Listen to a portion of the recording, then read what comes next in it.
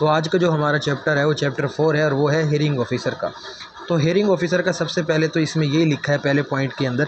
कि जो authorised appointment होगी इसकी वो अथॉरिटी करेगी। तो ये पहला ही एमसीक्यूज़ है कि इसकी अपॉइंटमेंट कौन करेगी, अथॉरिटी करेगी, गवर्नमेंट नहीं कर रही। जो पीर अथॉरिटी हमने चैप्टर 2 में पढ़ी है तो वो इसकी क्या कर रही है, अपॉइंटमेंट कर रही है। तो इसमें कह रहा है कि ये कहाँ से होगा, ये पाकिस्तान एडमिनिस्ट्रेटिव सर्विस से होगा या प्रोविजनल मैनेजमेंट सर्विस से होगा, यानी कि या पास होगा या फिर पीएमएस से आएगा। और इसका जो बेसिक स्केल होगा वो 17वां होगा। तो यहाँ पे 3 एमसीक्यूज़ बन सकते हैं कि हेयरिंग ऑफिसर को कौन लगाएगा, तो अथॉरिटी लगाएगी, या पास से आएगा या पीएमएस से आएगा, और इसका स्केल कितना होगा, 17वां होगा। ठीक है, या फिर कोई भी सब डिवीज़न के अंदर जो ऊपर का बंदा होगा उसको हेयरिंग ऑफिसर लगा सकते हैं। इसको लगाने का मकसद ये है कि वो क्या हो, कम्पिटेंट हो to hear and decide representation of the purpose for the purpose of this act,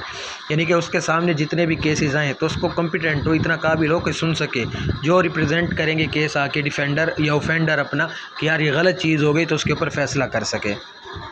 अब जब ये लग चुका है तो कोई भी ऑफेंडर या कोई भी अग्रीव्ड पर्सन इसके सामने फ़ाइल करेगा रिप्रेजेंटेशन, ठीक है, यानी कि अपना केस लेके आ जाएगा इसके सामने। तो अब इस वो केस वो करेगा 30 दिन के अंदर अंदर, यानी कि एक इन्फोर्समेंट ऑफिसर गया और उसने किसी का सामान जब्त कर लिया, ठीक है, तो अब वो हेयरिंग ऑफिसर को कहेगा कि इसने गैर कानूनी तौर तरीके से ये किया है, इसकी लीगल जुरिडिक्शन में नहीं आता था। तो अब हेयरिंग ऑफिसर के सामने वो अपने फ़ाइल को क्या कर देगा, रिप्रेजेंट कर देगा। लेकिन जब इन्फोर्समेंट ऑफिसर ने या किसी और बंदे ने उसके ख़िलाफ़ जो भी कुछ किया है तो उसके 30 दिन के अंदर अंदर वो क्या करेगा, हेयरिंग ऑफिसर के पास जाएगा। ये एमसीक्यूज़ बनेगा कि एक ऑफेंडर के पास कितना टाइम होगा हेयरिंग ऑफिसर के पास जाने के लिए, तो 30 दिन होगा। तो जब वो चले जाएगा तो वो किन केसेस के अंदर जाएगा हेयरिंग ऑफिसर के पास, तो ए पॉइंट में वो कहता है कि against the fine imposed bye the enforcement officer under the act और द शेड्यूल लॉ, जो हमारे शेड्यूल लॉ हो गए जैसे टेनेंसी हो गया या लैंड रेवेन्यू हो गया, उसके तहत या इस एक्ट के तहत वो कोई जो हमारे पास ईओ ऑफिसर है, ईओ मैं जब भी कहूँगा तो उसका मतलब मुराद इन्फोर्समेंट ऑफिसर होगा, तो वो कोई फ़ाइन लगा देता है। अब वो फ़ाइन लगा दिया तो वो उसके ख़िलाफ़ चला गया। बी में कहता है कि कॉन्फिस्केशन कर लिया जी, आर्टिकल्स की, कार्ड्स की, व्हीकल्स की, उसकी कोई जाके सामान वहाँ से ज़ब्त कर लिया या उसकी कोई गाड़ी वगैरह थी ज़ब्त कर ली है, ये सील कर दिया कोई भी प्रीमिसेस को, सी में कहते हैं। फिर डी में कहते हैं रिमूवल ऑफ इंक्रोचमेंट और पब्लिक नॉइसेंस, ठीक है, कोई भी पब्लिक से रिलेटेड कोई भी इंक्रोचमेंट है या कोई भी पब्लिक नॉइसेंस है उसको जाके हटा दिया है जी इन्फोर्समेंट ऑफिसर ने, तो ये इसके ख़िलाफ़ चला जाएगा। फिर कहता है कोई भी ऐसा मैटर जो कि अराइजिंग आउट हो रहा है due to the enforcement officer के तहत। फिर एफ में कहता है कि any other matter as may be prescribed, जो कि कोई मैटर लिखा हुआ हो, ठीक है, उसके ख़िलाफ़ ये चला जाए।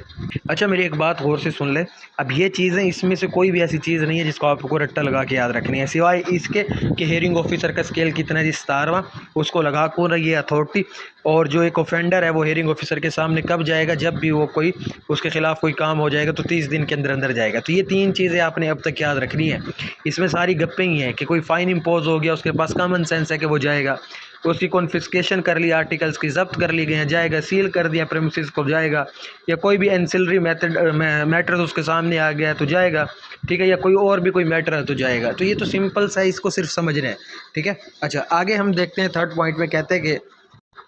कि जो फिलिंग है रिप्रेजेंटेशन की, जो वो केस फाइल कर रहा है तो वो वैसे ही करेगा जैसे प्रिस्क्राइब्ड है, जो हमने ऊपर पढ़ लिया पॉइंट 2 के अंदर। फिर 4 में कहता है कि पावर क्या होंगी जी हेयरिंग ऑफिसर की, लेकिन यहाँ पे कहता है शेल नॉट बाउंड, लेकिन इससे वो क्या है, बाउंड नहीं है, लिमिटेड नहीं है। तो इसमें वो क्या करेगा, जाहिर सी बात है उसके पास कोई केस गया है तो डिटरमाइन के पहले वो ये करेगा कि क्या वाकई में ऐसा कोई केस हुआ भी है एक्चुअल में, ये नहीं हुआ या फेक किसी ने चीज़ डाल दी है।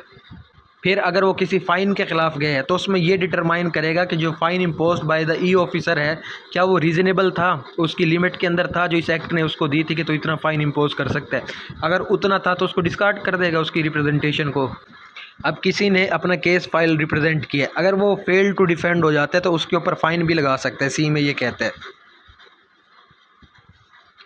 फिर डी में ये कहता है कि अगर वो अपना क्या करता है, कामयाबी के साथ रिप्रेजेंटेशन कर देता है एचओ के सामने, हेयरिंग ऑफिसर के सामने, तो उसका जो फ़ाइन लगा हुआ था या उसकी जो चीज़ें ज़ब्त की गई थी वो सारी क्या कर दी जाएंगी, रिफ़ंड कर दी जाएंगी, वापस दे दी जाएंगी। फिर ई में वो कहता है कि फिर ई में कहता है जो फ़ाइन इम्पोज किया है जी ईओ ऑफिसर ने, वो अगर एक्सीड कर जाता है कि अपनी प्यूकिनरी लिमिट से, तो वो क्या करेगा, लेकिन वो ये करते वक्त क्या करता है, अपनी रिपोर्ट सबमिट करा देता है हेयरिंग ऑफिसर को कि मैंने अपनी हद से तजावज़ करके इसको फ़ाइन लगाया। क्यों? क्योंकि इसने कोई ऐसा काम किया जहाँ पे इतना ही फ़ाइन बनता था। तो हेयरिंग ऑफिसर जब रिप्रेजेंटेशन सुन रहा होगा तो उस बात को भी ध्यान में रखेगा। फिर एफ में कहता है डिटरमाइन करेगा इन्फोर्समेंट कॉस्ट को, रेंट को या अदर किसी कॉस्ट को, लेकिन ये किसकी रिपोर्ट के ऊपर करेगा, एसडीओ की रिपोर्ट के ऊपर करेगा। फिर जो कॉन्फिस्केटेड जो आर्टिकल्स थे हमने ऊपर देखा, गुड्स थी, तो उसके बारे में भी ये डिसाइड करेगा कि क्या उसका डिस्पोजल होना चाहिए या नहीं होना चाहिए। फिर एच में कहता है कि डिसाइड करेगा सील्ड प्रेमिसेस को, क्या उनको अनसील होना चाहिए या नहीं होना चाहिए या ठीक हुई हैं। फिर कहता है वो जो कॉन्फिस्केटेड आर्टिकल्स थे उसकी एक्शन के बारे में सोचेगा, सील्ड प्रेमिसेस के बारे में सोचेगा कि इनको बेच दो ताकि अपना रेंट को, कॉस्ट को क्या कर सकें, ले सकें। फिर जे में कहता है कि about the matter with regard to the encroachment under the act, इस एक्ट के तहत जो इंक्रोचमेंट के जितने भी चीज़ें होंगी उसको भी वो देखेगा। फिर के में कहता है कि decide about the matter with regard to the public nuisance and the reasonability of the EPO issued by the enforcement officer.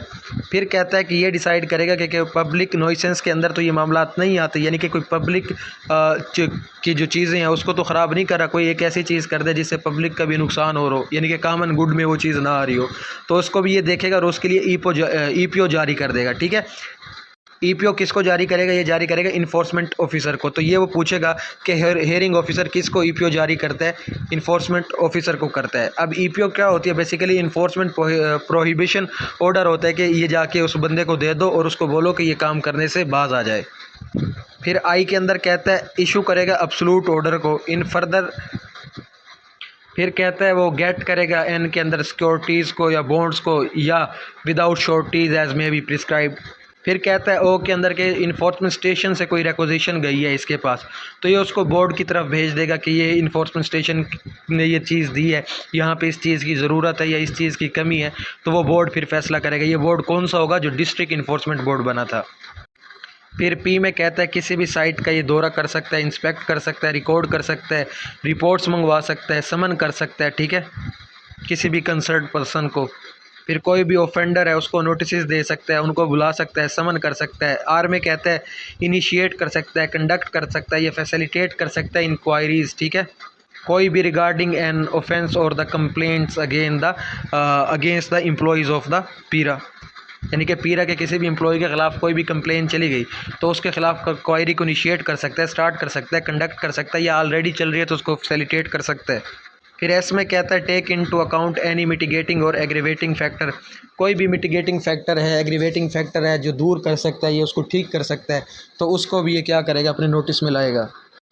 फिर वी पॉइंट में ये कहता है कि ये प्रोवाइड क्या करेगा जी, रिलीफ देगा एग्रीव्ड पर्सन को, यानी कि कोई एग्रीव्ड पर्सन चला गया था, किसी के ख़िलाफ़ इन्फोर्समेंट ऑफिसर ने कुछ कर दिया, अब वो बेचारा एग्रीव्ड बन गया, वो एचओ के पास गया, एचओ ने देखा कि यार ये बंदा तो ठीक बात कह रहा है, तो उसको रिलीफ दे देगा, यानी कि अगर उसको फ़ाइन लग गया तो उसका फ़ाइन वापस कर देगा, कोई चीज़ें उसकी जब्त कर ली गई थी वो तो वापस करा देगा, तो इस तरह क्या करेगा, उसको रिलीफ दे देगा।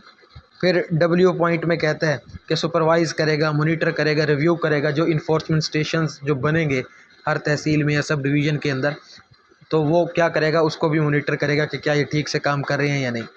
फिर एक्स पॉइंट में कहता है कि perform such other function and exercise such other power as may be notified और डेलीगेटेड बाय द अथॉरिटी, तो कोई भी पावर इस एक्ट के तहत या बोर्ड या कोई अथॉरिटी उसको देगी, डेलीगेट करेगी, तो उसको भी क्या करेगा, परफॉर्म करेगा, एक्सरसाइज करेगा।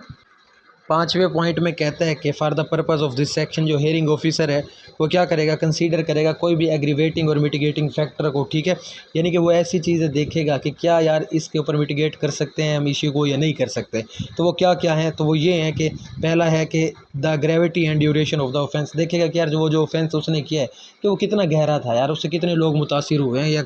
या कितनी ड्यूरेशन से वो बार बार ये चीज़ कर रहा है। बी में कहता है any effort made by the offender to correct the offence और मिटिगेट इट्स इम्पैक्ट, क्या वो जो ऑफेंडर था जो वो हरकत कर रहा था क्या उसने कुछ ऐसे स्टेप्स लिए उसको ठीक करने के लिए, अगर लिए हैं तो उसको भी कंसीडर करेगा। फिर सी में कहता है कि एडवर्स इम्पैक्ट जो आया है पब्लिक के ऊपर, जिसने जो ऑफेंस किया उसको भी देखेगा कि पब्लिक कितनी ज़्यादा इससे क्या हुआ है जी, असर आया है पब्लिक के ऊपर। फिर ई पॉइंट में कहता है कोई सा ऐसा इंस्टांसेस जिसके अंदर वो ये देख सके कि ये ऑफेंडर रिपीटेड ऑफेंसिव है, ठीक है। रिपीटेड क्या करता है जी, ऑफेंस करता है, तो उसको भी वो कंसीडर करेगा। अगर वो रिपीटेड है तो फिर उसको क्यों वो मिटिगेट करेगा, उसके इशू को क्यों उसको रिलीफ देगा, नहीं देगा, फिर तो हो सकता है एक्स्ट्रा फाइन भी लगा दे। एफ पॉइंट में कहता है कि वो जेंडर और जो एज है उसको भी देखेगा। अगर बूढ़े हैं तो उसके लिए कुछ अलग करेगा, बच्चे हैं तो उसके लिए कुछ अलग करेगा। फिर जी में कहता है कि उसके पास ये पावर है, any other factor that hearing officer may deem fit, वो देखेगा कोई और मेथड को भी इस्तेमाल कर सकता है जो उसको लगे कि यार ये ठीक है। तो हेयरिंग ऑफिसर के पावर एंड फंक्शंस के ऊपर जो सबसे अहम एमसीक्यूज बन सकता है वो यही है कि इशू कर सकता है ये एब्सोल्यूट ईपीओ। ईपीओ क्या था, इन्फोर्समेंट प्रोहिबिशन